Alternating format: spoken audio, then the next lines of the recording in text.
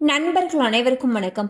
இன்னைக்கு நம்ம அந்த வீடியோல தமிழகத்தில் மீண்டும் பல மாவட்டங்களில் கனமழை பெய்யும் என்ற தகவல் வெளியாகியுள்ளது. சோ அதை பத்தி தான் இப்ப நம்ம பார்க்க போறோம்.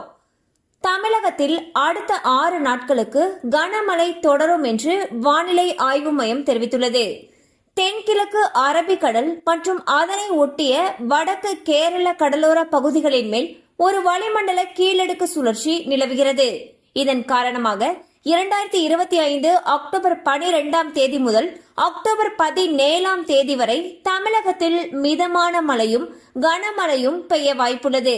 அதன்படி அக்டோபர் 12ஆம் தேதியான இன்று கோவை, நெல்லை, நீலகிரி, தேனி, தென்காசி, மதுரை, திண்டுக்கல், திருச்சி, சேலம், நாமக்கல் ஆகிய மாவட்டங்களில் கனமழை பெய்யக்கூடும்.